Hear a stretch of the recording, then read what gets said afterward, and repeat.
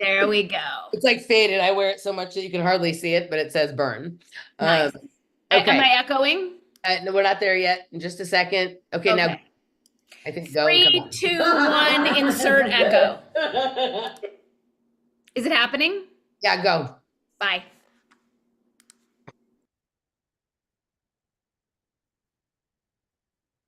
Dani will be right back, kids. It's the every single time now having to leave and come back so she doesn't have an echo. And she is back. So we will wait for her window to open and then we will get this show on the road. Steve is here. What's going on, Steve? Where'd your camera go? I took it off while I was waiting for you, but now you're back, and so I am. Did you get shy? I get shy. Aww. I was just in. Oh, let me hit record. I was just in Boston visiting the family, and like you would die with my 3-year-old niece. She is like so precocious, and so like she's exactly going to be in the Dani and Emily club. Like probably she'll make it there by like the age of 7, right? But she is completely extroverted and has an opinion about everything and is totally bossy and will tell you what to do and whatnot. But like every once in a while she claims she's shy and she plays shy and gets like all, and she goes, I'm sometimes a shy girl, right? I'm sometimes a shy girl, right? But oh yeah. So anywho, but the I can't believe the comedic timing on this one. Like she just turned 3 and she like knows exactly when to say what to say, how to say it. Like it's almost creepy, right? It's kind of maniacal. But she is so cute. So, and I've returned from Boston with what seems to be the souvenir I return with every time I go to Boston. I think it's at least every other time. And that is like some kind of terrible cold, right? It's Are you sure it's not a false flag flu? Well, this is going to be my point, right? Okay. So my sister has been living in Boston since about 2011 or 12. Like at first she moved there, like she was on a temporary assignment at Emerson. And so she moved there, like she would go there during the week and then go home to Washington, D.C. on the weekend. And then after a year of doing that, she moved there. So the first time I visited her there, she wasn't really like completely living there. But I think in the next year, she's been living there for more than 10 years. And I usually go see her, like I'd say it averages to once a year. I go there. Maybe some years I go twice and other years I don't go, right? But at least every other time I come back with something. And I remember the first time that happened was probably in like 2016 or 2017 that I can recall. It may have happened before that, but I can't recall. It's hard to say. And it was like really bad, right? Like it was just a horrible cold and I had to go to work with it because I like flew in right on the way to work and it was awful. But then the next time that happened was like December of 2019. And I came home and Laura and I was sick for like over a month. And then we started to hear about COVID, as you like to call it. And then I'm excited for that to catch on. It feels so obvious. I don't understand why I'm the only one who says it. Right. And then, but it didn't even occur to me till like a year later because like I don't have a lot of reverence for that stuff. That like, oh, like that I had been that like maybe that's what that was because it was this weird sickness that lasted a long time. It was like the worst cold flu I'd ever had. But at no point did I feel like there was something like I was gonna die or that or anything like that. It was just the suckiest cold flu ever, right? And that later there was like those reports of like the first cases having been reported after the military games, and those people flew back in through Boston at about the time. But the fact that like I get sick there so often, like I now at this point wonder, like there's two obvious answers. My sister has small children and those little critters are sick all the time. And so you catch stuff from them. Maybe if it works that way, I don't know. They're pathogen factories. They're pathogen factories, right? Or that the Boston Logan Airport is a portal for false flag flu, which is also, like, if you recall, the Boston airport was one of the airports involved in the 9/11 treat, right? That one of the planes flew out of there or whatever it was. So like, what is going on at the Boston airport? Because I don't get these when I travel anywhere else, right? I don't get it. And this doesn't ever happen when I go anywhere else. This only ever happens when I go to Boston, right? And so I'm like, it's something at the airport. I think it's all airports. I mean, isn't that kind of like standard issue lore that everyone gets sick in airports and on planes where you're just recycling everyone's carbon dioxide and germs and spike proteins and It whatnot? only ever happens when I go to Boston. Well, it's got to be a mental construct. I mean, do you buy into germ theory? I don't buy into germ. I mean, like, what depends. If I'm really getting it from like, no, like in my head, it's like I'm certainly like not married to it, or I don't know. Like, just I kind of feel the same about the germ theory, terrain theory, as I feel about flat Earth, round Earth. Like, I'm open to like either like I'm open to another possibility we haven't thought of, or some sort of like fuse thing. I don't know. I'm not committed to anyone can't, right? But if it's that if the thing about Boston is about being around the kids, right? Then it's like, okay, if I didn't go there and be around the kids and I wouldn't have gotten it, then does that support some kind of thing? I don't know. I don't know what So here's what I'm getting, and I'm going to resist the urge to like delve into a coaching session with you, but if we were, I would be like, what's your relationship like with your sister? Because if we buy into the theory that colds or flus are just us purifying, I feel like there's something in the family dynamic that on the flip side, you're passing it and getting it out of your system. I think that's certainly possible. Like, my sister and I have a really good relationship now, which we never had like a super contentious relationship, but there were certainly many, many years where,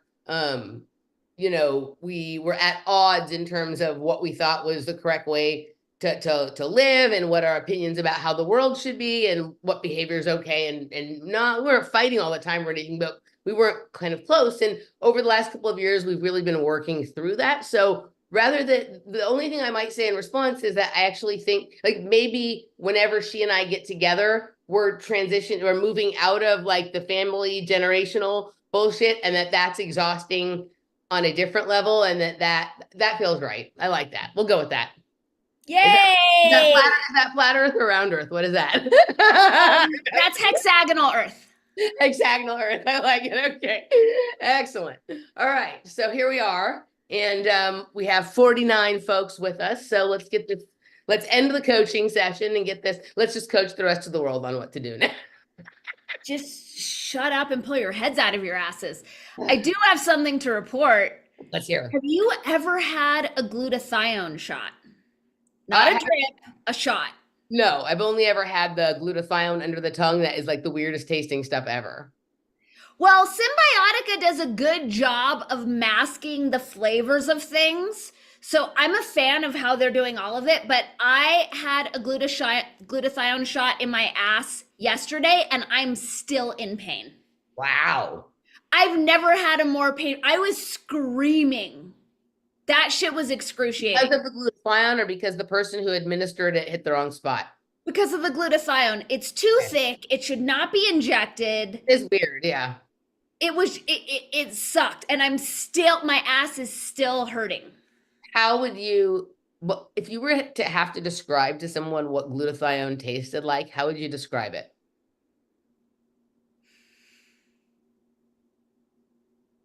I don't know that I could. I kind of suck even at like wine tastings when I was a waitress. I'm like, I don't know. It tastes winey. Okay. Glutathione is 3 amino acids. So it tastes like a trifecta of amino acids. Okay, this is the best I can do to explain it. And I take all kinds of weird herb concoctions, tonics, drips, drops, supplements over the year, right? This one is uniquely weird tasting. I wouldn't even say awful. I'd say it's on the yucky side of weird, but like it's right. It kind of has a rotten egg thing. For me, it smells like, you know that smell when hair is burning? Yes. It's kind of like, if you imagine a rope that was made out of hair, imagine we're at the gym, that we're at Geo, and we're doing not just the rope climb, but the one where you have to start sitting on the floor with your legs extended straight out so you're not using any other force. Correct. And you're climbing this rope. And like as you're climbing it, it's like on fire. And if you don't climb fast enough, you're gonna like fall. So you're climbing as the rope is burning, right? And the hair, like that, you get some of the embers of the burning rope hair stuff, like in your mouth, mixed with like your sweat or your salt or your tears or whatever from it is, right? That's the taste. That's what glutathione tastes like to me. Okay, I like this game, and I especially like because I know you work with flavors, and this is one of your specialties. But I feel like it's burnt Geo climbing rope mixed with rotten eggs. And then Symbiotica adds cacao and mint to that. And then Dani likes, she's like, I'll eat a shit sandwich if it's mint chip. Pretty much. So my sister's daughter, Minnie, is taking gymnastics. So I went to the gym with her while I was there. And I haven't been into a gymnastics gym in like a really long time. And I forgot that there's like a gymnastics gym smell. Oh my God. It came roaring back. Like right? chalk and sweat. Chalk and smelly feet. Yeah. And sweat. Yeah, it was disgusting. Pretty but much. Yeah, I'm particularly good with smells and tastes, right? Like I have a weird, like really weird sense of smell that is like very wide ranged, but also seems to be like precognitive, right? Like I can like smell what you're going to eat for the next meal you have, which you haven't eaten yet kind of thing. Sometimes it's fucking weird. Yeah. It doesn't surprise me. Okay. My last bit of news to report is that Robert Phoenix and I have been talking about you on Twitter. Oh, really? Have you been making posts about me on Twitter? Exclusively. Wow.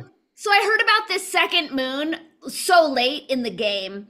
So I just tagged Robert on Twitter saying like, what's the deal? Is this affecting our consciousness or whatnot? And he said, I don't know. We should ask our moon child, Emily. And I said, I always forget that she's a Cancer. And he said, yeah, it's her Mercury and Gemini super genius that distracts us from that part. Well, like Laura, I'm paraphrasing badly. Laura doesn't even refer to me as a Cancer anymore. She insists I'm a Gemini. So like, did you just see that? Look at that. It's there. But that looked like, yeah, I saw it very clearly. That was like, to me, you feel like a Taurus. You feel like, yes, you have the Gemini brain, but you don't have the schizo personality disorders usually that go along with those. And you're so solid and you can withstand so much. So I feel you as more of a Taurus. But I get the brilliant Gemini part. I used to think I was a fire sign. So apparently now I'm an earth sign. I actually have no earth in my chart. No earth. Zero earth in my chart. Mostly air and water with some fire. Or maybe it's mostly water and fire with some air. But like, yeah, I have nothing in, no earth at all. Interesting. Mm-hmm. But you keep your shit together. Like you're a functional human. It's just that like I have come up with a tune that helps me organize my shit. And so my shit isn't really together. It's just like doing a dance that's choreographed, right? It's choreographed. It's not necessarily together. It's an optical illusion. Totally. Got it. Totally. Yeah. Okay. All right. Well, I don't mind that kind of discussion happening about me on Twitter. Yeah, I don't. All the sky stuff is weird. Like I just don't even know what that is out there. Right. And so 2, 5, 12, 76 moons. Like I don't know, dude. Yeah. I think it's not. I think like we're inside of some kind of machine that has a few holes on the inside of it, and occasionally we see something that is like through one of the holes that is outside of there. And if it's shining brightly, we call it a star. If it's colored, we call it a planet. Like we may just be looking at like a pockmark on our like overlord's face as he stands over his broken computer that we're living inside of, right? I don't know. I'm not sure. So yeah. Jeff likes the idea that we are living in a crater and that the moon is just a reflection of the crater that we are living in on the eternal plane that we live on. So maybe another moon is like the next crater over, according to him. So are we a reflective crater? No, we're the crater and the moon is like reflecting the thing we're living in. Has Jeff left his house ever? Only to go out with me once in a while. Okay. That's I mean, there's this guy named I can't say Godlavastme or something like that on YouTube. I think he's mostly on other places now, but that was like part of his narrative, and there were interesting things that were part of his narrative. And so sometimes when there are interesting things as part of someone's narrative, those interesting things are sandwiched between other things that are, erroneous or whatnot, but Jeff always likes those details. So anyway, all right. So I have a few clips, and then I listened to a lot of things that were not, in my opinion, clippable either, mostly because it took the whole show to sort of create the narrative. So I can say some things about those things, but I don't have clips from them. So but I do have a couple of clips. Do you have clips? What's your announcement? Emily and I have clearly not done any pre-show strategizing on any level. I have one YouTube video clip and 2 commercials to share in their entirety. Okay. It took some hunting to find. Okay. All right. So let's do my clips. I have one Tulsi Gabbard clip, and then I have 3 other clips that are of different people, but in my opinion, sort of the different parts of the same narrative. And it's ostensibly on some level about Israel Palestine, but really about where this is actually going, which in my opinion has little or nothing to do with Israel Palestine, other than that's the proving grounds for the idea that they want us to accept. So those are the things that I have clip wise, and then I have 3 or 4 other shows that I listened to that I can comment on that are about different things. So okay, so Adam Curry had an interesting perspective on Trump's Israel thing that I'll save until I didn't clip it. Okay. I probably should have clipped it, but we can talk about it with the Tulsi.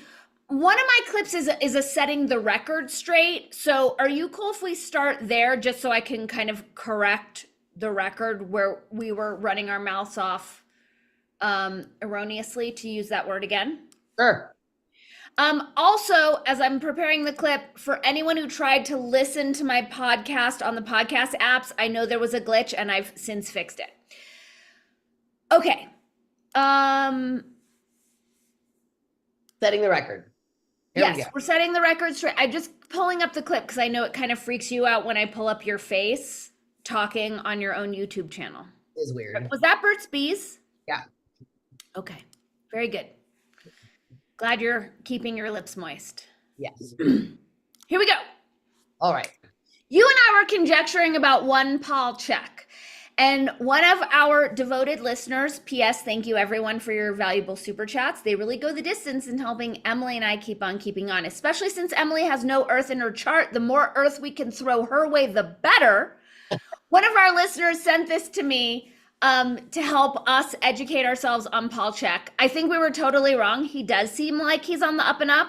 I didn't hear anything, any sort of signs of part of the op, but I did want to share this little piece of this video. Fair use.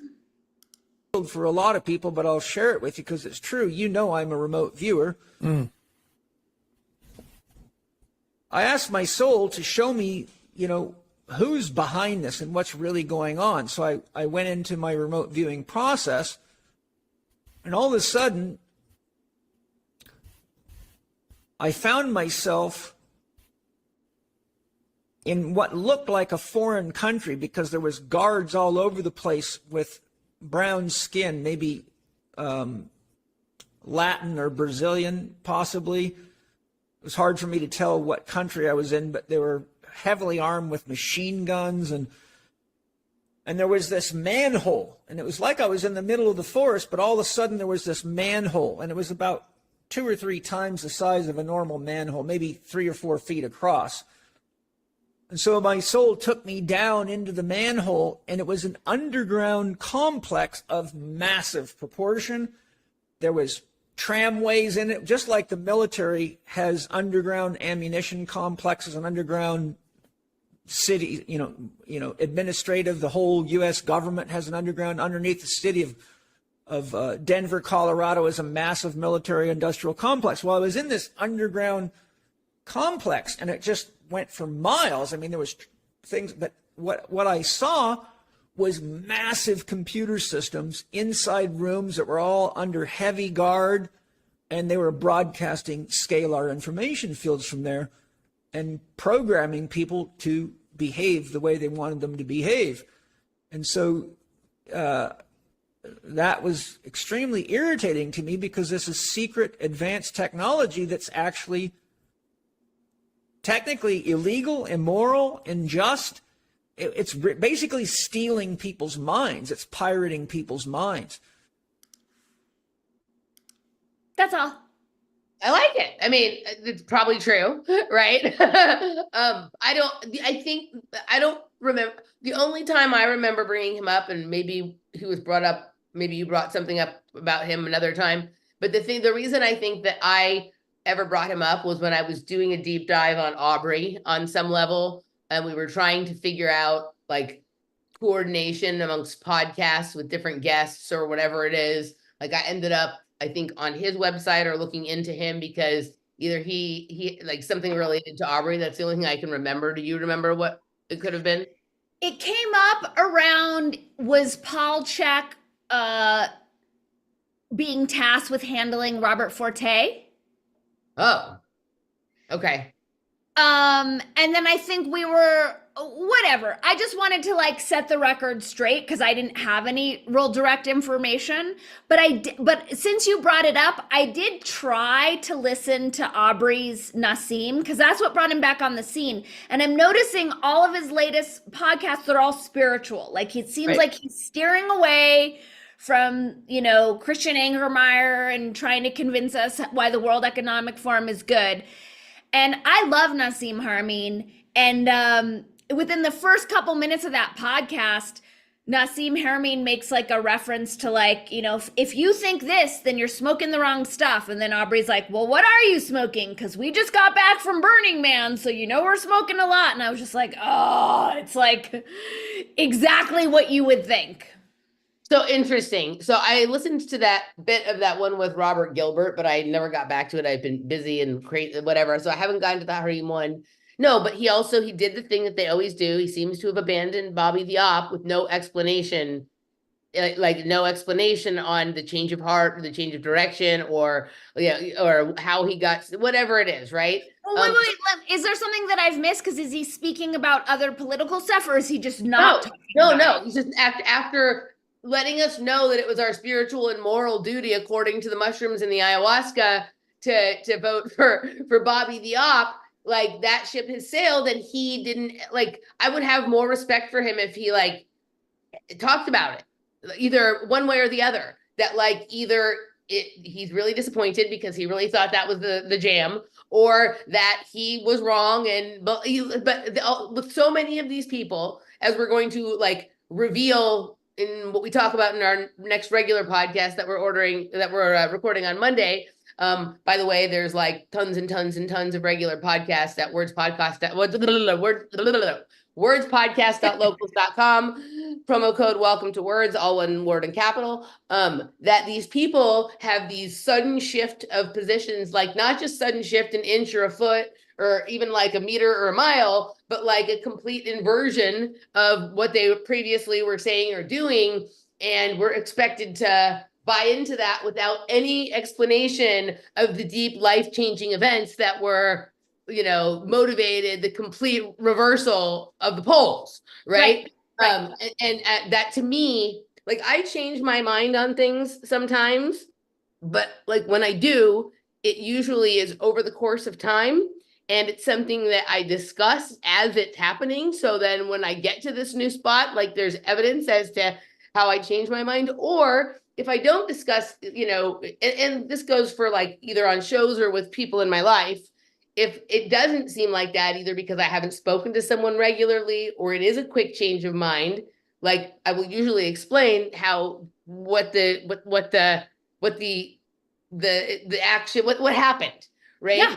And and if I didn't, I would expect to be questioned on that by Yeah. people in my life or people in the audience or whatever. And that seems to be another, along with synthesis, this complete like just moving on to the next thing without ever explaining anything seems to be another signature of these folks. One thing, so I did just before we hopped on, I hopped on Instagram and there was a little Aubrey Marcus clip from, so it's a podcast with him, his wife, and Mark Gaffney. Oh God. Exactly. And it was just a short clip. And so it was like, I don't know her name, whatever. I want to call her Vijaya, but I know she's not her. Like Valima or so, I don't know what it is. Yeah. We'll call her Vitiligo. And she was talking about how like the past 3 months have been the hardest ever, but their bond is so much deeper. And then it cuts to Mark Gaffney saying, yeah. And, you know, as the relationship changes, and then they showed on screen a piece of like cotton gauze with blood on it. They cut to this and then cut back to the conversation about their relationship. That is fucking weird. Right? Yeah. Also, so he went to Burning Man this year, Yes. which last year we were told we weren't to go to Burning Man anymore. We were told it was over. We were or that there was something that didn't feel right about it. And coincidentally, Burning Man not feeling right coincided with him having a Burning Man light type of event to promote, which seems to not have happened this year. And so Burning Man is fine again. Right. Oh, okay. Okay. So, all right. Well, yeah. So I didn't recall where the Paul Check thing came from, but that was what my mind did with it anyway. So, okay. Oh, and I also wanted to check in with you since you have so much ontological knowledge about this like underground brown-skinned people, computers, scalar. Does that line up with anything that you've delved into? Well, I mean, I am completely what we are experiencing here on this planet, right, is the sacred geometry of space, time, and sound. And there's lots of groups of people that understand that there is like the natural iteration of that. And then you can interfere with that. You can, just like you can interfere with anything else. And so if you're broadcasting frequencies that override what otherwise would be sort of the natural triangulation kind of sounds, like the way dolphins use that, with the military sonar weapons fuck up the way the dolphins travel and stuff like that, that could cause us to do things that are outside of what our normal pattern would be, or things that are not part of what's in our best interest in terms of, where to be and how to spend our time and all of this kind of stuff, right? And we can see that in some architecture, and we can see that in, all kinds of things, right? There is a natural way that sound is supposed to reverberate through our environment. And then there's all these things that can be done to interfere with it. And so what he described doesn't surprise me. I think there's all kinds of things going on under the ground. Like I think the inner earth is like Swiss cheese, and there's probably pockets of quote heaven and pockets of quote hell and pockets of everything in between. Right. And I'm sure that there are environments where what he described, something like that is going on. Okay. Yeah. Okay. So, do you want to start with, let's do Tulsi. Okay. And then we'll go to the Israel Gaza thing. And then if we have time for other stuff, we'll do that. I still have 2 commercials. Yeah. Okay. I was just talking about as far as mine. So, all right. Perfect. So here's Tulsi. Here we go. Let's just as if it wasn't obvious that she was going to do this, just in case. Here you. USA.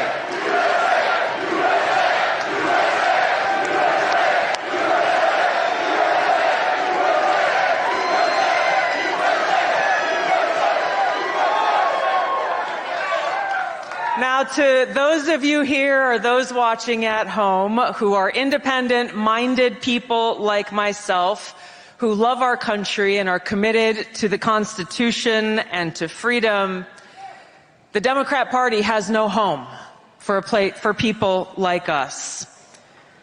But we do have a home in the Republican Party where we are welcomed with open arms by President Trump and so many of you who love our country.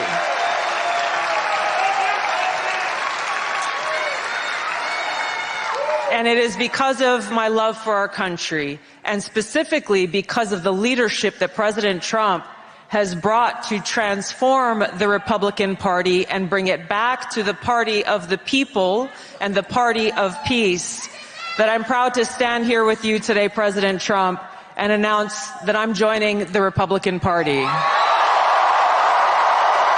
Right, as if we needed. What the fuck? Right. Right. Well, for what was interesting is during the whole speech, she's constantly going on about all this like peace he's going to bring. Yeah. Right. And I guess and this goes, she's really the person that I think of most when I make the statement that like, if you're on my side, you're a freedom fighter. If I disagree with you, you're a terrorist. Yeah. Right. That whatever's going on in the Middle East can still go on and be included as part of her idea of worldwide peace.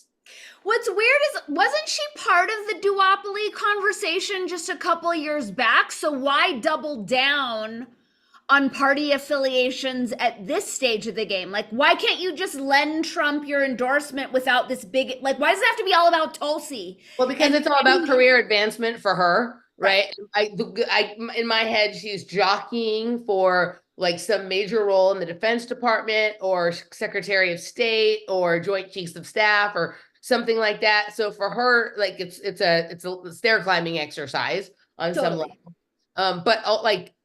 So it makes me also wonder, and we can talk about this with something a little bit later I don't have a clip for, but makes me wonder if sometime in the next 2 weeks we'll also hear the same thing from RFK, right? Like that it's this sort of like slow, right? Like I don't know, because these are like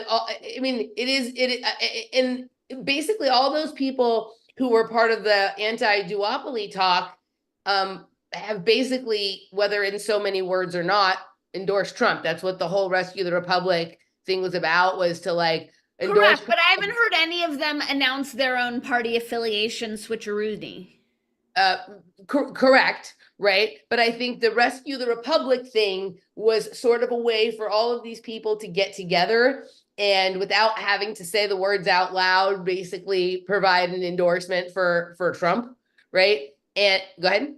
Well, I didn't clip it because it was so short, but Russell on Due Dissidence was making fun of Russell Brand's latest, like, I'm selling this magic amulet thing. Right. And he goes, it's another grift. And he goes, considering the Rescue the Republic crew, it's not a surprise that any of them are on the grift. And I was like, oh, thank God he gets it. Right, 100%. So to me, that was like, all these people need a way to inch by inch, row by row move over there, because they were there. Look, all the main people who are now like effective in pushing Trump forward are the people who were anti-Trump just a short while ago, right? Mm-hmm. And the thing that it's kind of like very few people will just get up on the beam and chuck the trick. They have to like have the mats all the way even and then the diaper over the beam and then take them back, row little bit by little bit by little bit, they need to have their binky as long as they can to hang on to the idea that, or whatever it is. Right.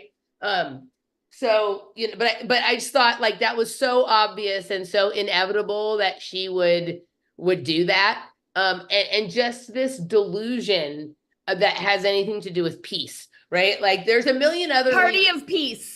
Right. You could say a million other things and like maybe just starting with like less insane or less whatever, that this is what I'm doing. But to like anybody who believes that the Republican Party is a party of peace, like I have some property to sell you on Arizona Bay. You know what I mean?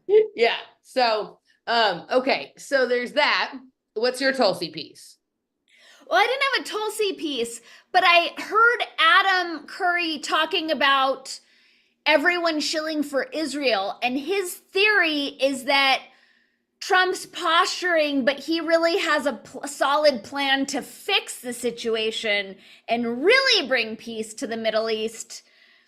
I just hadn't heard that version. Well, I think there's, I think that maybe one explanation for how that's going to be is going to come from the series of clips I'm going to show you next. But it depends on how you're defining peace. And my guess is that it's going to be Tulsi Gabbard's definition of peace and not your or my definition of peace. Are you ready? Okay, I'm ready. I'm going to see, like, this is like delusional, congested, you know, ears plugged kind of logic here, but let's see how I do. All right. Okay. So I'm going to start with this one, because I realized after that, oh, this is what's going on. So, okay, just a little clip here of Bill Ackman on trigonometry with this idiot and this person who I've decided is like the psychopath I can't stand the most right now. That Konstantin? Konstantin Kisin, right? Listen to him. If you go look at his video about why he's no longer on the fence about Israel or whatever it is, the way that he just recites his monologue, like, is so inhumane and so like out of touch with anything that it's kind of like listening to Tulsi Gabbard give her spiel about Al Qaeda and the terrorists, or Joe Rogan give his DMT monologue or whatever it is. But the way he's looking into the camera, I'm like, oh my God, if there was ever a human there, it's gone now. I don't know what this drone is, right? But anywho, they're talking to Bill Ackman, who we've long had lots of issues with and been suspicious of. And remember, he's people forget that he's part of that PayPal mafia and the angel investors, and with David Sachs and Elon Musk and Peter Thiel. There's like, right, there's a bunch of them, and he's one of them. And listen to this. This is some really interesting reasoning. One of the most successful investors in the history of capitalism. You've got a beautiful family, you have everything a man could want. And over the course of the last year, for some reason, you've decided to get heavily involved in American politics, cultural debates, which has drawn you quite a lot of flack. What is the thinking behind that? Thinking behind it is really beginning with the first part. I feel like I'm one of the most fortunate people in the world. And with good fortune comes responsibility. And I care about the country, care about society, care about the world. And to the extent, I've also always been a very big believer in speaking freely about things that are important. And this Twitter post, X platform kind of grew and enables me to reach a large number of people. And I actually started to realize I can influence, to some extent, the discussion and ultimately perhaps policy and outcome. Actually, I had some experience. I'm just curious, is this Bill Ackman's office? Probably. This is a 3-camera shoot. Yeah, probably. It's a little much. Okay. That they've been doing that lately. They seem to rent a different house or apartment or warehouse or studio for each show now, instead of being in the same place all the time. But I will say real quickly that keep in mind about 5 or 6 months back, speaking of Russell Dobular from Do Dissidents and Keaton, that we used them playing a clip of Bill Ackman's tweets about what should be done with the new Gaza. Everybody can remember back to the whole series of tweets titled The New Gaza, and keep in mind all the things I'm about to that in mind while you assess all the things I'm about to show you. With that before October 7th. And wait, it just sort of... Hold on. What did you just say? Number of people. And I actually started to realize I can influence, to some extent, the discussion. And ultimately, perhaps policy and outcome. Actually, I had some experience with that before October 7th. And it just sort of got me more motivated after. Oh. But was it October 7th that made you go, okay, I need to get really heavily involved here? It wasn't like a conscious thing. It was a natural thing. Actually, I was pretty active posting about the Ukraine war and about child sex trafficking and YouPorn. And if you go back in time, there have been a series of issues that I felt passionate about. So this was obviously something I felt passionately about. And Bill, if you looked at America as a company, do you think it's actually... That's it there. So was motivated to get involved in American politics to influence the election, right? Policy decisions after October 7th. Right? Like that's this is the guy who described what New Gaza will be, right? But essentially he's equating American politics with Israeli politics, which is not surprising, but I'm setting the stage for what we're coming. So that's the important thing, right? I didn't realize until Elon Musk bought Twitter, right? My buddy at PayPal Mafia bought Twitter, and October 7th happened, that I had the power to influence conversation. Okay, next clip. Max Blumenthal on with Judge Napolitano today. Here we go. Go back to Gaza for a minute by playing Secretary Blinken from earlier today. Chris, cut number 16. Israel has achieved most of its strategic objectives when it comes to Gaza, all with the idea of making sure that October 7th could never happen again. In the space of a year, it's managed to dismantle Hamas's military capacity. It's destroyed a bunch of its arsenal. It's eliminated its senior leadership, including, most recently, Yahya Sinwar. This has come at the cost, great cost, to Palestinian civilians in Gaza. Now is the time to turn those successes into an enduring strategic success. And there are really two things left to do. Get the hostages home and bring the war to an end with an understanding of what will follow.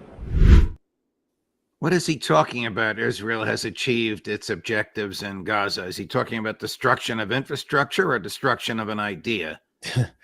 He doesn't know. He doesn't understand what Israel's strategic objectives are.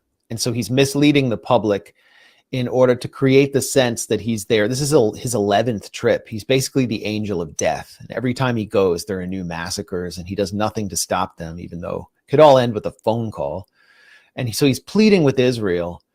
And he's also trying to speak over Netanyahu's head to the Israeli public. But that's not what Israelis want. There's definitely a large sector of the Israeli public, that sector that protested Netanyahu before October 7th and has been out there protesting for a ceasefire, that agrees with Blinken that Israel's done enough in Gaza. But the rest of the Israelis, and in particular the leadership, the political leadership in Netanyahu's cabinet, actually want the ethnic cleansing of Gaza, the destruction of the Palestinian nation, the end of the Palestinian struggle, and the permanent pacification of Gaza as the cradle of resistance, so that it can establish a bulwark for this project of a new Middle East, which will include the Gulf monarchies, Saudi Arabia, UAE. And this is a project that actually Blinken and his team, including the Lebanon negotiator, who's an Israeli citizen, Amos Hochstein, have been pushing. So Blinken is, again, just providing cover for Israel to continue what we see on the ground in Jabalia right now. I mean, the plan is just there for everyone to see. The plan is being devised in Tel Aviv. It's not being devised in Washington. Washington is just playing the role of Israel's lawyer. And the plan is the general's plan, as laid out by the ideologue of this war. The person who behind the scenes has really been driving the genocidal agenda by putting forward these hardline blueprints.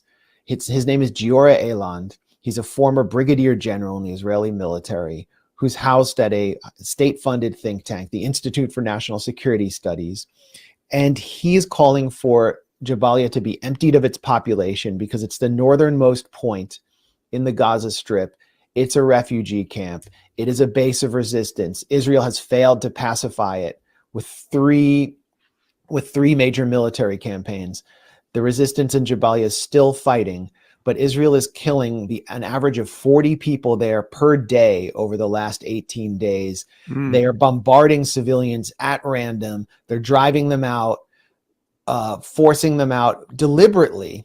And then what they're going to do is set up a quote unquote buffer zone, make it a military closed zone, then replace it with military bases, and then continue pushing the population south below this so-called Netzarim corridor, which extends below Gaza City.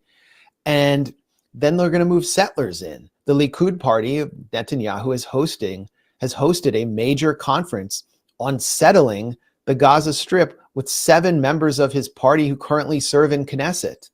This is all happening before our eyes. And what is Blinken doing behind the scenes? According to Axios, he's putting forward a plan for the UAE and Israel to effectively establish a dictatorship in the Gaza Strip. There are several other plans calling for little concentration camps to be set up across the Gaza Strip by run by mercenary firms that have CIA officers on their board, in which any person in Gaza who does not submit their biometric data will be shot. It's all right. Okay. So then I have here, so I heard that little bit about it. And then just before we started, Kim Iverson was also talking about this.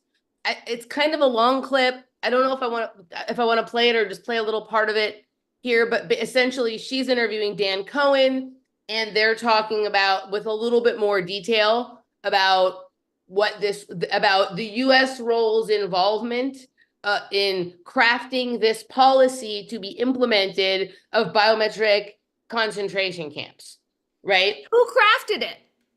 So it seems like that guy he was saying that was from the General of national security there, like that he has one version and that Blinken and some mercenary firms have like written other things, and it's just kind of this like, okay, these are the different versions of the plan, like which one are we going to go for? And it seems like from what the Kim, and again, the Kim Iverson video is 40 minutes long. I was only able to listen to like the first 12 minutes. I could play a clip, but we just played two kind of long clips. I don't know if I want to play another long clip.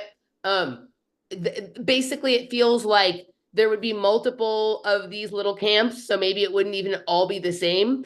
Because I think one of the things that I'm recognizing, I mean, it's obvious, but it's becoming really clear because we're living through it with the most amount of like attention paid to it of any other time in our lives, that they're using this almost as a laboratory for what will eventually come here. And this is part of why I've been so like people who are okay with electing leaders who seem to be in support of or don't care about what's going on over here, even though they might be good on one or two issues you like here, while that's like not okay, because whatever we will do to or allow to be done with our tax money or whatever that scam is to people somewhere else eventually will come home. And I'm looking at a situation right now, obviously, where areas of North Carolina have been demolished in a different, it happened a different way, but at a similar level to places like in Gaza. And a lot of those people are poor and don't have the resources to recover themselves. And so what are the solutions going to be for them? Because we know that FEMA apparently is out of money because they've sent all their money over there and whatever it is, right? Right. And we know how involved with our national security Israeli intelligence and mercenary and biomedical and technology firms are with our military, which also, I think just last week, the Department of Defense was like, we're not doing posse comitatus anymore. And if there's like strife after the election, the military can now come in and do things up to killing people. Did you hear this stuff? They can use lethal force upon the populace if they suspect that something is going to go down. So that's the same thing that's happening in Israel. We see them shooting old women and children saying, oh, well, they like one time stood next to a terrorist at the bus stop or something like that. So maybe they're Hamas, right? So this is why, right? Like allowing this stuff to be rolled out or being okay with the rollout of this stuff somewhere else, right? More quickly it is bringing it here. So if you can't bring yourself to actually care about those people, then in order to cover your own hide, this is why genocide and support of it and condoning it and overlooking it and all of that kind of stuff, is sort of an issue. But remember, so all the areas that are being talked about in maybe the Kim clip is good. Guys, this is the video from Kim Iverson. I'm just going to show you so you guys can go look at it after, right? U.S. government signs off on biometric concentration camps in Gaza. I only was able to get about 13 minutes in, but it's interesting the things that are being said. But go listen to that video and then go back to... Wait, hold up. U.S. government signs off. Explain to me what our government has to do with making decisions. I mean, we know what it really is, but like forward-facing how is that? What does our government have to do with that? Did you just see? You just had a feather orb. Really? Literally just like floated through your reality. Whoa. Like, I wish I was present to my reality to experience it with you. I'm sure Laner likes to, she comes just for the feather orbs, and so she'll tell you exactly what I'm just here for the feathers. So right. Okay. So, but this is basically No, wait. I'm asking seriously. What's the spin that's being put on it that would allow the American government to sign off on their biometric concentration camps? Because it's going to be our weapons and our funding of their war that's going to allow that to happen. So this is making it more clear why Bobby the Op, Vantage Point Capital, is so down with the Israeli cause, because he loves the biometric security state. Tulsi's idea of bringing peace. Once you have completely subjugated a people, there'll be no more fighting because everyone will be in a concentration camp. And so when you have the, if I agree with you, you're a freedom fighter, and if I'm against you, you're a terrorist mentality, then this is a way that you could bring peace to the Middle East. You get Saudi Arabia and UAE dictatorships all on board with this idea, and then the US intelligence and military firms to enact it. And this is how you bring peace to the Middle East, not how you work towards peace or achieve peace or whatever. This is how you bring peace. Right. Wow. So listen to those. Go listen to that clip, the thing from Kim, and then go back and find the show where we talked about, or go to Do Dissidents, where they talked about Bill Ackman's plan for the new Gaza, which suddenly he realized he had a role to play in American politics after October 7th. And I think we have an idea about what's going on here. Remember, we first saw that Bobby the Op was going to be part of this whole thing on the All In podcast with his buddy David Sachs, who is also part of the PayPal mafia and the angel investors, who seem to be for lots of good things, except for they all agree that we must bomb Gaza into peace or whatever it is, right? And they need data on all of us all the time. That's the other thing. This is the whole they're going for total control. They're all in on total control from a different direction. It's all it is, in a different direction from the left. The left is clamp down on free speech and then start punishing people who overstep that or don't do what we say. And the PayPal mafia, the libertarians, right? Their idea is let everybody go run wild with free speech. In fact, we'll give you a platform and pay you to make free speech here so we can see who listens. Meanwhile, we're going to collect all that data, right? And use that to help assess you a social credit score and programmable digital currencies to live with, right? Correct. But also not really on the free speech. I trust our audience knows that Elon Musk is not offering free speech on X on any level. No, but so far I don't know about Rumble or whatever it is, but certainly there's a wider breadth of opinions that are allowed to be talked about on these platforms, but it's not out of the... Not really. Only for the same people who get freedom of speech on YouTube, who are all shilling for that op, but not the rest of us. I know Isaac Weishaupt is just as shadow banned as I am. It's worse for me since Elon took over than under Dorsey and Vijaya. So I'm not saying that they're not limiting, monitoring, or controlling in some way, but theoretically you can get on Rumble and pretty much make a video about whatever you want, whether anybody except you're not allowed to question the Holocaust. Oh, really? I hadn't heard that yet. I knew that was a thing on Rockfin for a period, but I didn't know that was a thing on Rumble. I don't think you're allowed to question the Holocaust on any of maybe Odyssey. So aren't Nick Fuentes and all the, maybe he's not questioning the Holocaust, but I don't know, whatever. I'm not saying that there's perfect free speech anywhere, but there's more opinions represented, let's put it that way, on those alternative those PayPal mafia platforms, right? But it isn't because they actually believe in free speech for the betterment of the conversation and moving society forward. It's because it creates better data collection, because they have a better idea, right? It shows them who the terrorists are, like you and me. Right. Right, exactly. No, I mean, that's one thing I would say that, right? Like you keep your friends close and your enemies closer or Yeah. whatever it is. That is something that invites. So, but Bill Ackman had this plan for a new Gaza, right? And this seems to be, part of that equation. Like That if we is wipe the whole thing disgusting. clean, then we'll do it like this. Right. And there's this part where Kim's talking about the things that the people who want to settle Gaza have to say about like why they think that it's good and okay. It's just like the grossest thing ever. So Now, I just to be the asshole that I am, be an asshole, do it. you brought up how like why we should care about this offshore genocide. And like part of me agrees with you, but it's the same as like people are still being injected here, people are still lollipopping up here, and it's still a genocide here, and no one had like the world didn't come to defend Israel when 100% of their population was forced lollipopped.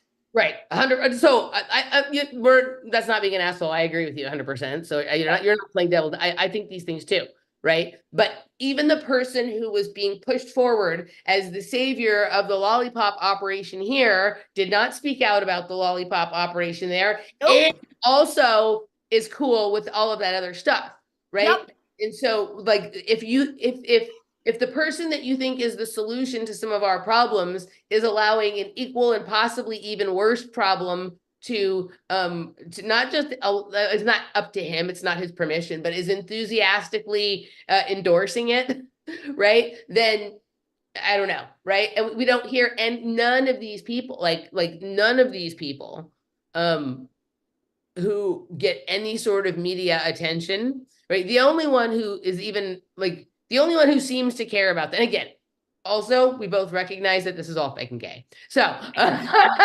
there's always that, right? But pretending we lived in a world where morals actually meant something or whatever it is.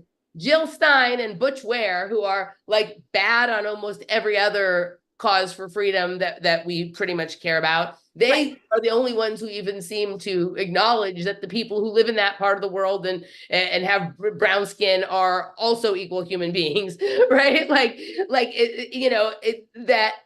But the thing is, it's like, it's such an interesting strategy, whether it's like war or chess or whatnot, but the way that they've designed it, like, so sure, Jill Stein gets Israel, but she's still doubling down on climate communism. Exactly my point. Yeah. So it's like they've got their hooks in the left, they got their hooks in the right. It's like the way that they've played it is so smart that they get a biometric security state regardless of who gets put into the White House. This is like another iteration of a tactic known as strategy of tension, which is what like Operation Gladio was about. And there was sort of iteration 1 and 2 and 3, and it keeps, there's different generations of it, but you create these sort of scenarios, these tensions between the people, the population and the government. And then like within any solution to things that the government might be doing, the one person who seems reasonable about that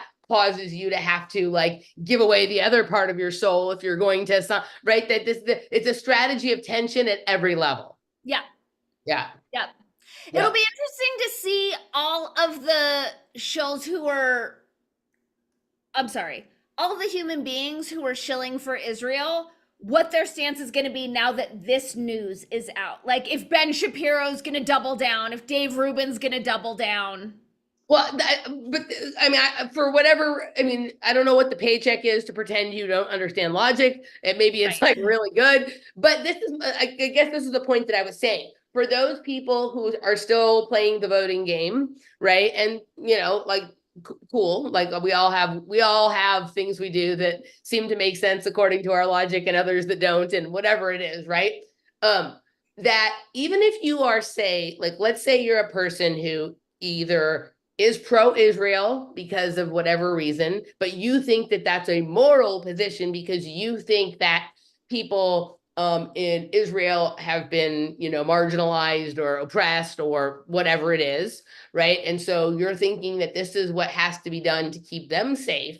And knowing that the United States military industrial complex, global corporation, syndicate, whatever it is, always tests out the things that they eventually want to do here over there, right? That then, then go, well, wait a second, right? Like if I'm okay with something like that happening to someone else, like then that's part of enlisting myself in the program for me to have it happen to me next, right? Except, so in my mind, I've made up a story that these people have been promised some sort of protection or immunity Right. from this op. So they're just saving themselves. So I'm sure, but they always like, yeah, in Nazi Germany, they shot the brown shirts before they shot everyone else when the war kind of thing, right? So this is not a good strategy, no matter how much there's all kinds of reasons why people are doing what they're doing, right? But like a lot of these people are also fearful that if the Democrats win, then they're going to end up in a camp or a re-education camp. And to be fair, there's lots of people on the left who think that when Trump is a dictator on day one of his presidency, it means they're going to end up in a camp. If you're afraid of ending up in a camp, then don't endorse things that make camps elsewhere. Exactly. But granted, it defies logic, but you had these people who were speaking out about the government's actions around COVID. So in that moment, they understood this government doesn't actually care about human lives. But when it comes to Israel, it's because the government cares so much about human life.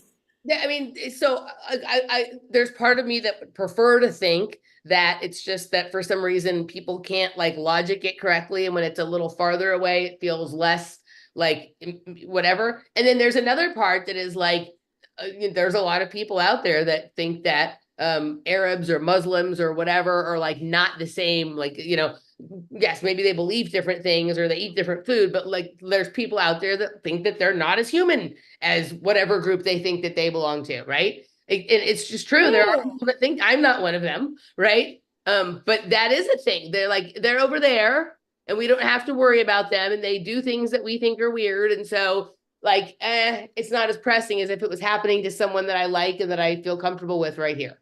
But it's also interesting in terms of like the current cultural climate of like people will lose their entire careers for saying Igerne in like an abstract way, but then the same people who are speaking out against like the woke bigoted grift have no problem dehumanizing entire groups of people.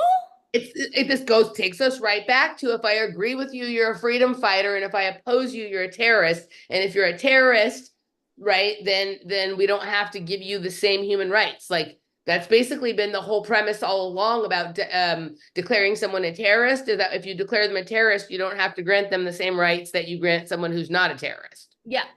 As if rights can be granted. But exactly. The whole thing, like it's a bullshit on bullshit on bullshit, right? Correct. So like we're dancing about architecture at this point, but I just thought that was an interesting overlay with what we knew about what we know that Bill Ackman's already said prior, and then I'm influencing policy, and then we have policy, and we have every single one of those PayPal mafia people now. There's one person, he has like a weird name. He was interviewed in like the New York Times or whatever, like a month or two ago. He has kind of long gray hair, like the one guy who's part of like the PayPal Peter Thiel universe who like opposes all of this. And it's like the Jill Stein thing. He's like on board with every other thing that like none of us would ever, right? And he's also, that's the thing. It doesn't even matter. He's also pro-Israel. He's also pro-Israel, right? But he's not on Team Trump. So he's on the left, but he's part of the PayPal mafia, but he's on the left, but he agrees like with most of the bad. The whole thing, it's the same nonsense. Right. But there's no duopoly. Being anti-duopoly is over for all, just like right, all the people who are like, we're against genocide, but we're for Kamala Harris. Like the entirety of the political spectrum that was like a few years ago, like, no, we have to break the two-party system. Like now they're cool with it. Yeah.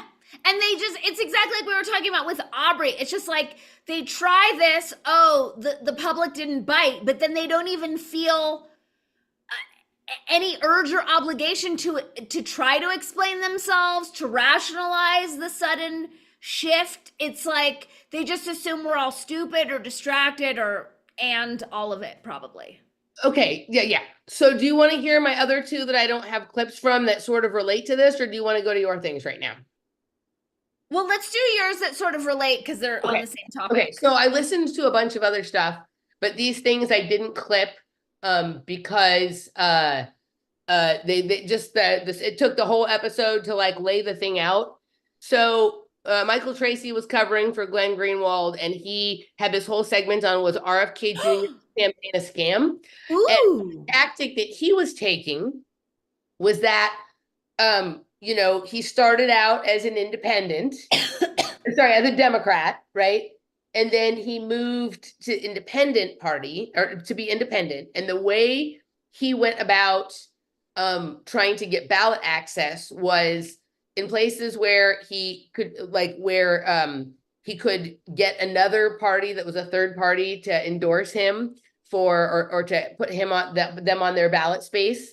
He did that. And with the promise of that, like, oh, well, like if I get enough percentage of the vote, that's going to change things for third parties going forward. And it's going to advance the cause of your third party. And then in other places, he started his own We the People party or whatever it is. So when he went independent, a lot of these other states that had independent parties that really needed a candidate, they let him use that, right?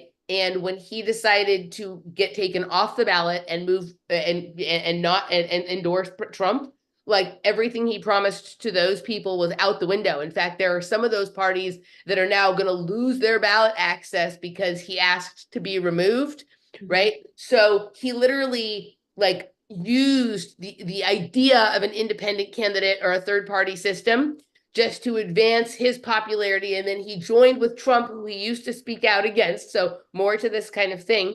And he doesn't seem to care. There's been no apology, no explanation, no anything like that at all, right? And along with that, like he also points out, and you and I have noticed this from the very beginning, that much of his candidacy was really just to endorse the idea that the Kennedy family is like royalty in the United States. And just the fact that he is part of that family means that he should have some say in this, that, or whatever the other things are, right? But that's something that is not discussed is the way he literally like used like an old pair of underwear, right? And this, remember when we said that this whole operation, Bobby the Op, was to reinvigorate people to the idea of democracy and to people who had left the system to get them to buy back into it, and whether that was going to, at first it seemed like it would be like, oh, well, maybe it would be either an outsider winning, maybe like there would be some come to Jesus of the Democrat Party, or maybe it would be that there'd be a real run from a third, not that it would be real because it's never real, but now it's just no, get all those people and pull them right back into the center of the bird, right? And it's you and I, that's one angle we haven't talked about, was that he just completely used all of those people who participated to grow the idea of ballot access for third parties. Right. Remember, he tried out to be the libertarian candidate. He tried out to be the green. He was completely willing to use them like they were yesterday's shoes. Go ahead. Super similar to what Robert Forte was sharing with me on our podcast about how Rick Doblin set MAPS up as a nonprofit. And the pitch was, well, we need all of your donations so that we could fund the FDA trials and get the approval. And then as soon as he got everyone's money, he's like, oops, now we're for profit. And like, too bad for all those people. It's like the same dynamic and probably the same psychopaths who strategized these plans. I would not be surprised. Amaryllis Fox. I don't know. Or Robert Epstein. Right? I would like, because I haven't finished that one, so I don't know if you're going to talk about that now, but I'd kind of love to take a little bit more time with that one on our longer podcast that we're recording next week. Okay, so I will just briefly then just mention so people can go check it out, right? So then they'll be right there with us when we go to analyze. I also listened to RFK's podcast with Amaryllis Fox and Dr. Robert Epstein, who is the guy who like goes on and on about how like Google is manipulating elections, and he's right? He's right that that's true. But he's another one of these like Eric, Brett, whatever types. Like, I'm so smart. And even though I used to like work with these people, whatever, like I need to be part of the solution and whatever it is. But we've not really seen Amaryllis Fox on many of these kinds of podcasts with RFK. But last week we did, literally last week's episode was called The Amaryllis Algorithm. It almost felt like the system spit out mind control and Amaryllis Fox as a response to our talking about it. But there's this fawning in the beginning of the. No. Hold on. I would. My preference is that we wait because they're just so many markers in the whole thing. Okay. I'd rather that we just take our time with like the whole show. Everybody go check this one out right here. It was a doozy, right? Like it was full of as much narcissism and sociopathy as you can handle. Okay, I'm done with my load. Let's see what you got. Okay, so this commercial kept popping up for anything that I was watching on YouTube. I'm wondering if anyone else saw it. Fair use, here goes. Election alert. Election day is on November 5th. Who you vote for is private, but if you vote, it's public information. After this election, your voter record will be updated, and your friends and family will be able to see how often you vote. Whether by mail, early, or in person on November 5th, make sure you have a plan. And do your civic duty by voting on or by November 5th. What? No music. He's very, like, stern. It's, like, threatening, like your friends and family are gonna shame you. It's this weird kind of, like, what it reminded me of, and there's another one I want to share in a moment. But it reminded me of during lockdown when I would go to the thrift store Savers and they had this like canned recording reminding us to social distance. And I'm like, did I just fall into like communist Russia? Did I just fall? Like, I found it very odd that they're running an ad that stern, that stark, that kind of industrial. Well, what it feels like is basically just that if Trump wins, remember when Trump won in 2016 and like my sister and my dad accused me of voting for Trump because I didn't vote? Yes. But that's what it's going to be, that they're literally going to mail things if the right. And this could go the other way too. So I'm not just saying it's one-sided. I'm sure that portions of MAGA have been weaponized too, if it goes the wrong way and blah, blah, blah. I'm sure I'm not saying that this is not right, that they would literally send like reports to the people who are on your Facebook friends list or WhatsApp friends list or whatever it is, like ratting you out for not voting. Can you imagine, like, my mind can't fathom looking up a friend's voting record? No. Who's gonna do that? Why would anyone do that? I mean, I think that's a thing in especially in communities where there's a lot of organizing going on, community organizing, that it's a really like a peer pressure kind of thing where there's all this, we'll drive you to the polls, we'll send an Uber to the polls for you, we'll take your ballot to the poll for you, all that kind of stuff, right? But that was like right there to me, this is what commercials are going to sound like once social credit score is officially, we already know it's going like already, but once it becomes official, they're going to try to scare people into like doing the current thing. Wait, I have to take issue. You're saying when, as though it's a done deal. We still don't have them. Sure. Right. Like this is, if it were to go that way, then this would be, it's kind of like the harassing level that the Sandy Hook commercial is, where it's like, God. right? But it will be that commercial instead of the Sandy Hook one, but with the repetitiveness and just the absolute like refuse to let it go kind of frequency. That I'm shocked. Have you seen this one? No. This one has come up for me at least 7-8 times. That's why I was like, I have to track it down. But then here's another version I found. They're not showing me this version, but this exists. And I'm praying this is the right one, but I think this is it. Fair use. Election season is here. Remember, who you vote for is secret, but whether you vote is public information. Your friends, family, and neighbors can look up your voting record. This year, whether by mail, early, or on November 5th, be sure to make a plan to vote. And after the election, your voting record will be updated based on your participation on November 5th. So vote on or by November 5th. Okay, so this is the happier, friendlier version, but they changed it because the one that they showed me, and I thought this one was it, and I'm sad it wasn't. This guy was wearing a fucking mask. Oh, interesting. Which means that they've already studied what you're cool with and what you're not, right? Okay, so this this is very ominous to me. I don't like this at all, right? But the other thing is, I feel like they do stuff like this when there's about to be some sort of like, did you see how there was a story that like on the actual day of the election, they're going to be running some like cybersecurity drill? Oh yeah, I saw. I actually took a screenshot for us. This is going to be what it is that the hackers are going to not only that they're going to let go who you voted for.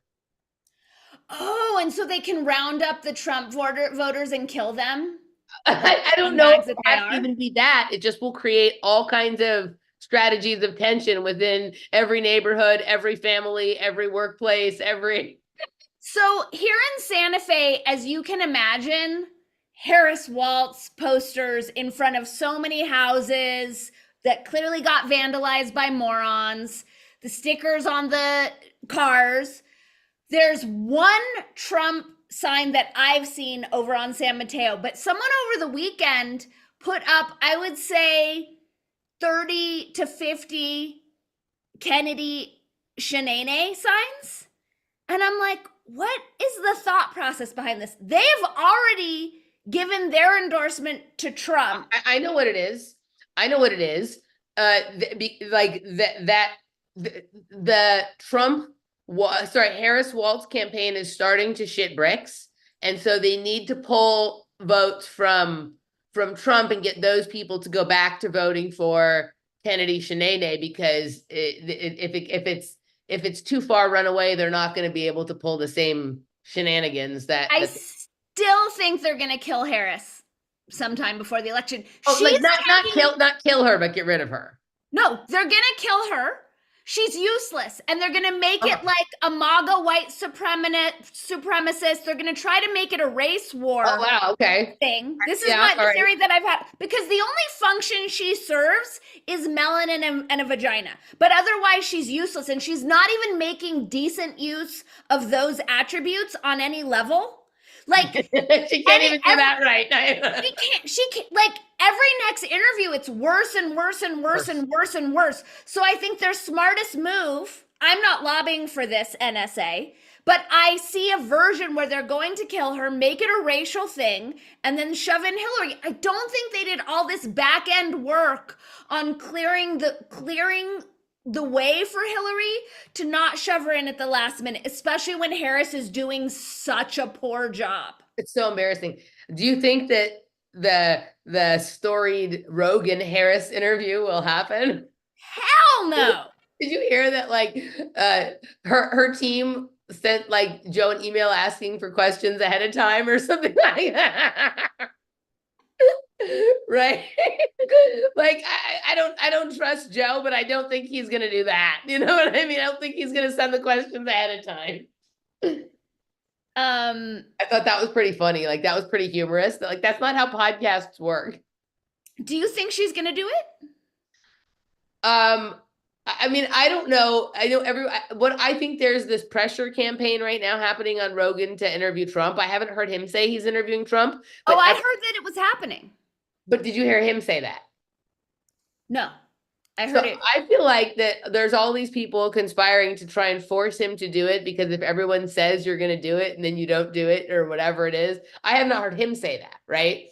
And so I don't know if this Harris thing is like part of that operation. I won't believe it until that either one of them is going to talk to them until I see that, and even then I might think it's a deep fake or something like that, right? But I don't know, like I don't like I mostly don't care. But my guess would be because of kind of how Joe's kind of cucked in this way, if he does end up interviewing Trump, then he'll feel like he also has to offer to Harris, because he likes to go back and forth between pretending he's on the left or being coached to the right or whatever it is. I don't know. I don't believe that I don't necessarily think either one of them is definitely gonna. I don't know about the Trump thing. We'll see. I don't know either. I think if Trump did it, Trump will handle it like a baller. Like, he can handle himself. Say what you want. He Right. can handle himself in an interview and speak intelligently. If she did, I would want to watch it because it would be such a shit show. You know how like once every other year he'll have one show that's like 45 minutes or like an hour when all of his other ones are 3 hours. If she's on there, it's going to be like the 37-minute special. And heavily edited, and she'll have like 10 CIA agents in her ears. So she'll have to have like multiple piercings. She'll have like the fake earrings all the way up, right? Well, was it Dark Journalist who was talking about who's the psychopath? His name starts with a W. Think Nazi NASA 50s. Werner von Braun. Yes, that he had his secretary back then. They were called secretaries. He's like, hey, I need you to go make a speech for me. And she said, I don't know what to say. And he said, don't worry, I'll be there with you. And she got on stage scared shitless, and suddenly he was in her ear, and she didn't even have an earpiece in. Oh, yeah, probably something like that. Yeah. Remember the opening thing with the guy who was talking about the underground cities with the sound weapons that were controlling people's minds and thoughts? So we're full circle now. And all right, shall we go to the chat room? Yes. All right, let's go. Hey, everybody. I haven't been over there yet. So hi, guys. If you have a question, comment, something you would like responded to, all capital letters, please. In the meantime, I will scroll back and see if I can pluck anything out. And thank you so much for all your generous super chats. You guys rock. Thank you. Thank you. It's weird. It won't let me go back to the beginning of the chat. It never lets me go back when we're at this stage of the show. Huh, interesting. I've been able to go back. So anywho, all right. So all right, let's see. I don't see any questions. All right, let's see. Might be done. Oh, it looks like Good for you, Susie. Good for you for owning your voting record. Looks like there's been a lot of deleting going on in the chat room. Good job, Jonna. I'm assuming that Jonna doesn't usually have to kick people out, but it looks like she's been pretty busy today. Oh, thank you, Jonna. Thank you so much. Thank you, Jonna. All right, let's see. Boy, Jonna's been busy. All right. Laner, good question about Patreon. I don't know. I don't trust Patreon. I still haven't found a way to not use them, but I don't trust them. Oh, super chat has come in. Thank you, Cheyenne. Cheyenne, thank you. I know. I've heard of people being thrown off of Patreon. No, I know that. We know that, but we haven't heard so much of it recently. No. Right. And yeah, but I don't know if it's just a false sense of security, or if they really were having their bottom line rocked. Like they had some class action lawsuits and some different things. So I don't know if they've had to just hold their nose and allow it. I don't know what I don't trust them. Someone asked, do you think they'll have martial law? WTH? That's definitely one of those. Did they spell martial law correctly? Yes. Okay, but good. There's no question mark. Then I'll respond, because somebody once asked me that and spelled Marshall like Mike Marshall from the Dodgers or something, right? I was like, I'm not. It's not something I think about a lot. It's like definitely one of those topics that like I got fatigued on being afraid of in the first few years of being awake, right? Like type of thing.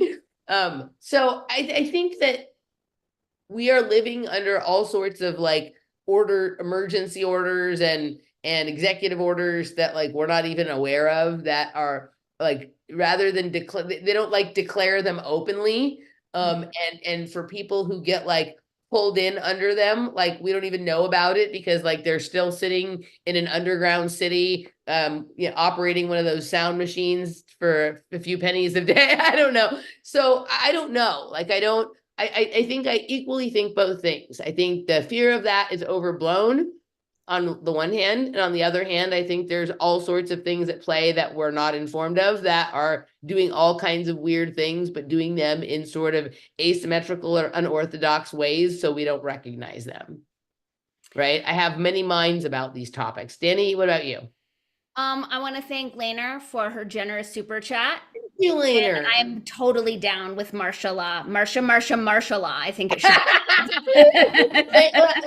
Laner's like, I got 2 feather orbs today, $10. There we go. I think they want us to be in as much fear as possible. So they want us to fear martial law. They want us. It's like, how did it leak that now they can use lethal force against the public? At this point, I don't want to buy into any of their bullshit. Right. It's not fun. But I did see DePuma requested that we talk about the floods, devastation, and fuckery in our own country. I mean, I feel like we are talking about the fuckery in our own country. I don't know what to say about the floods except heart blows. Like, it just feels very obvious. I don't have anything illuminating to offer. Yeah, I mean, that was part of my point about the concentration camps in Gaza. Yeah. Is that we have other areas being cleared, maybe not with bombs or maybe even with some sort of like weird water bomb. I don't know, right? Like that people are desperate and are going to need help and are going to be, vulnerable to being talked into going along with something that doesn't really serve their best interest as a human being, just to take care of their immediate needs or to get out of like a desperate situation. Right. So I think all kinds of weird things could happen. And anytime we talked about this way back when the thing happened in New Orleans, right? Like whenever FEMA gets called in, it's like, uh-oh, right? Like there's that recording you guys can go back to listen to of Cynthia McKinney talking on the phone or reporting that she talked on the phone with someone who said what was happening to some of the people that were being evacuated from their homes in New Orleans, and it wasn't a nice thing, right? And also back then, FEMA wasn't helping people in New Orleans who had been critical of Israel, like back then. You are right. I completely forgot about that. You are correct. Well, I wonder if it's those people. I wonder if those same people are the ones that Cynthia McKinney was talking about that had something really not nice happen to them. I'm not going to say what it is, because I feel like that would be a, but yeah, you guys can find it. Look up Cynthia McKinney and what happened and the thing in New Orleans. And since you're getting so many congratulations on your 5,000 subscribers on YouTube, it's not worth endangering that. That did happen while I was gone. I think my sister's husband subscribed to my YouTube channel, and that turned it to. That's kind of cool, right? That happened. That's so sweet. Yeah, and I completely forgot about that. Thank you to everybody who has been supportive and made that happen. When I joined Randy on the Off Planet channel, we had 3,000 subscribers, and by the time I left, there was about 21,000. So there was about 17,000 worth of growth in the years that I was with Randy. But it was a lot easier to grow your channel and go viral because the algorithm wasn't as oppressive. So it's taken me all of these years to get to 5,000. It's been like super much harder. So thank you to all of you there's some people who are in the chat room today who've listened to like everything practically I've ever been there from the very first time I was on with Randy. So thank you to all of you. I appreciate it. All right, let's see. Dani, you have an Amy Whitehouse look going on. Not Amy Whitehouse, Amy Whitehouse. Amy Whitehouse. Who knew? I should lose about 100 pounds and pick up a drug habit, but thank you. Well, people always tell me that I look like Amy Winehouse or that she looked like me or whatever it is, right? So it's funny that some people think that you and I look alike, which I never get, but some people have said that to me. But it's interesting that apparently we both look like Amy Winehouse, but rather she looks like us because we were here first. So, right. Okay. let's see. What other famous people do people tell you look like? There were no, oh, do I think geoengineering is a multifaceted op? I don't know. I got fatigued of the geoengineering stuff as well. So It's Steve Mercer's birthday today. I'm sorry, I have to interrupt you. That's major news. Is that true? Happy birthday, Steve. Happy birthday. Happy birthday.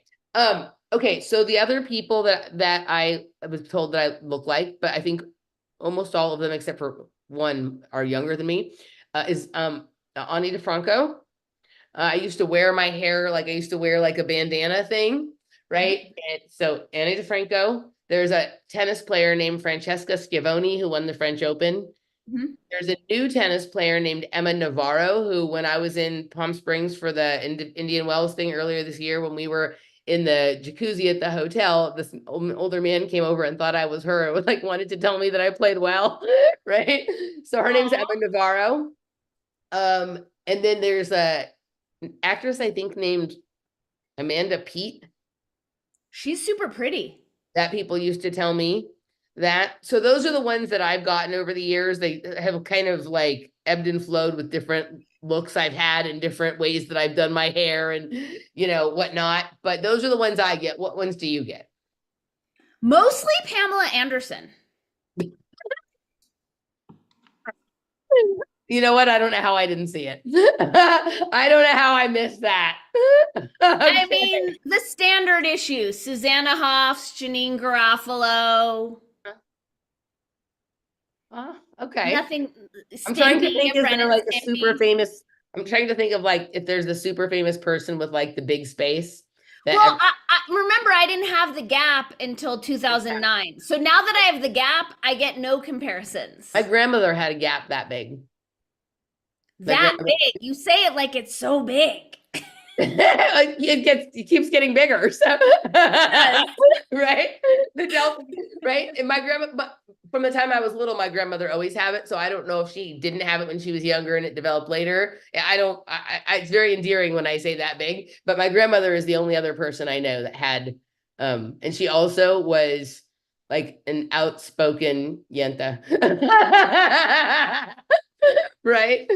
Okay. All right. Well, there doesn't seem to be any questions. Oh, wait, coming James in. Kaplan mentioned Jamie Gertz. Yes, I did get Jamie Gertz. I Oh, totally that's- forgot yeah. about that. You do look Thank like you. Jamie Gertz. I'd say that's the best one. Do you know that Jamie Gertz is the richest actor in the world? I didn't know that. She must have done some smart ass shit with her money. She must have done it, but it's It's kind her of square like, pegs money. you know what the biggest city in the United States is? This is going to shock you. No. I think it's Jacksonville, Florida. I didn't know that. Okay, now Dr. Laura and Rafa are saying Sarah Silverman. Okay, I'm going to share a quick story and then we're done. Okay. I did used to get Sarah Silverman a lot. And I had written about her. I was writing for the LA Weekly, and back at M Cafe, that little macrobiotic cafe on Melrose, Yep.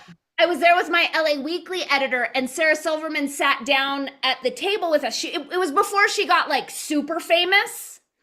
And then some famous tennis star also sat with us. And so it was this very weird conversation where everyone was talking about how Sarah and I looked alike. And then the tennis guy was a Scorpio. So we were talking about the weird, like manipulative Scorpio sex stuff. And it was the this famous tennis star, most importantly. shit. I wish I wrote about it in the weekly. So if you look it up, you Okay. can, it will be there. And it was a So weird look thing. up like Danny Katz, Sarah Silverman, and it'll come up. Okay. I think so. So when I worked at this restaurant in New York called Crispo, one of the other servers there used to tell me that I looked like Sarah Silverman, and I had never heard of her at that point. And so, See, I feel like you look more like Sarah Silverman than I do. but people think you and I look alike. Like it's this weird spectrum. Right, It's right. like the gender spectrum, right? It's exactly like There's the gender spectrum. a broad spectrum of ways that Emily and Danny can resemble. We're really the same person. We've been split in half, you know? Yes. All right. Are we done? I think we're done. We're done. Yeah, we have 144 right now. That's a good time to end me, right? Great. That's all we need to turn this planet around. So I think we just did it. Thank you guys. All right, guys, we will see you next week and look for a new show, a new Regular Words podcast early next week as well. Good night.